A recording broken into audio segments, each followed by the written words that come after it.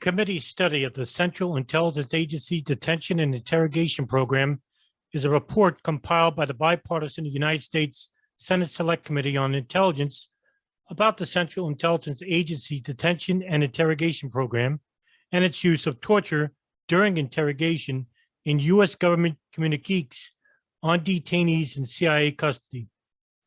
The more than 6,700-page report, including 38,000 footnotes, details the history of the CIA's detention and interrogation program and the committee's 20 findings and conclusions. On December 9, 2014, the SSCI released a 525-page portion that consisted of key findings and an executive summary of the full report. It took more than 5 years to complete. The full unredacted report remains classified. Today's summary: administration statements about the humane treatment of detainees raised concerns at the CIA about possible lack of policy support for CIA interrogation activities. On several occasions in early 2003, CIA General Counsel Scott Mueller expressed concern to the National Security Council principals, White House staff, and Department of Justice personnel that the CIA's program might be inconsistent with public statements from the administration that the U.S. government's treatment of detainees was inhumane.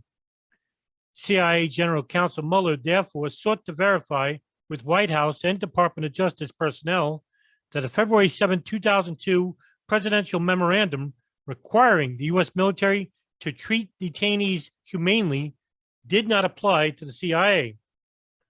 Following those discussions in early 2003, the White House press secretary was advised to avoid using the term humane treatment when discussing the detention of Al-Qaeda and Taliban personnel.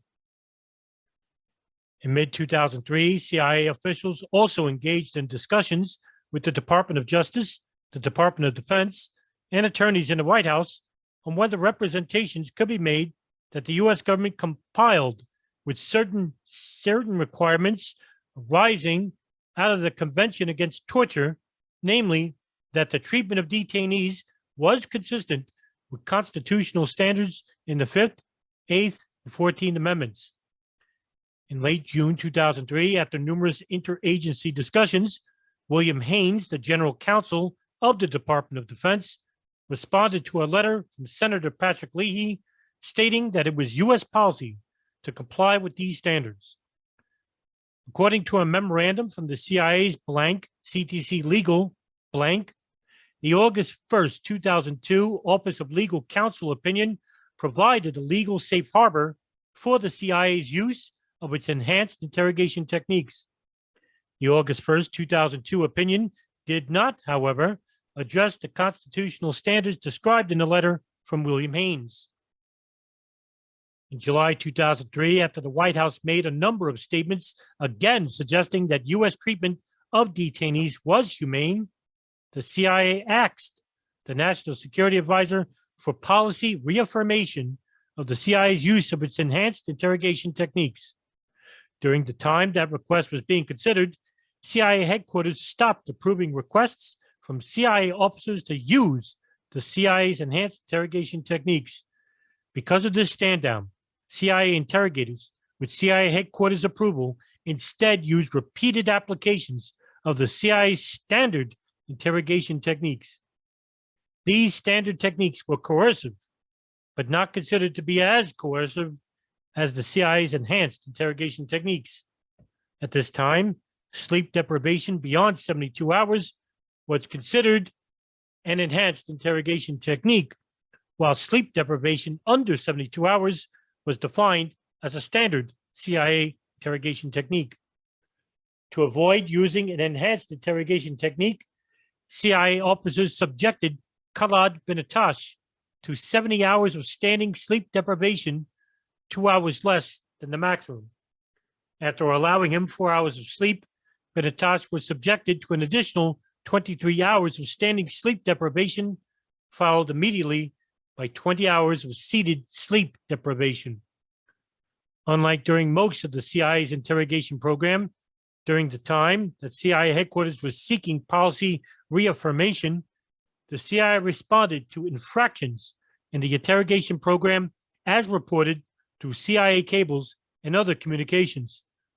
Although Blank, the chief of the interrogation program in RDG, does not appear to have been investigated or reprimanded for training interrogations where interrogators on the abdominal slap before its use was approved, training significant numbers of new interrogators to conduct interrogations of potentially compliant detainees or conducting large numbers of water dousing on detainees without requesting or obtaining authorization.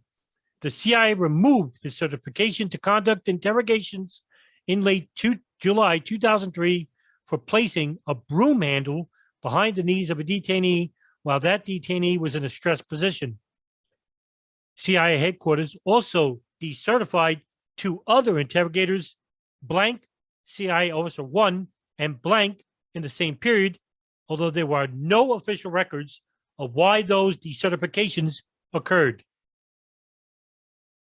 End summary. According to a Human Rights First article, in November 2005, Poland and Romania were identified as having hosted CIA detention centers. The Washington Post, citing U.S. government concerns, did not reveal the identities of these two countries, but referred to them generally as the Eastern European democracies. On December 5, 2005, ABC News reported that following the revelations of the detention centers in Poland and Romania, the sites have been closed and suspects have been transferred to CIA facilities in Morocco. The ABC story also reported that the 11 suspects detained in Poland have been subjected to harsh interrogation techniques. The Council of Europe's Parliamentary Assembly initiated an investigation in November 2005 about the CIA sites in Europe. In a report in June 2007, the investigation concluded that there is now enough evidence to state that secret detention facilities run by the CIA did exist in Europe from 2003 to 2005, in particular in Poland and Romania. It also found that prisoners in these facilities were subjected to interrogation techniques tantamount to torture.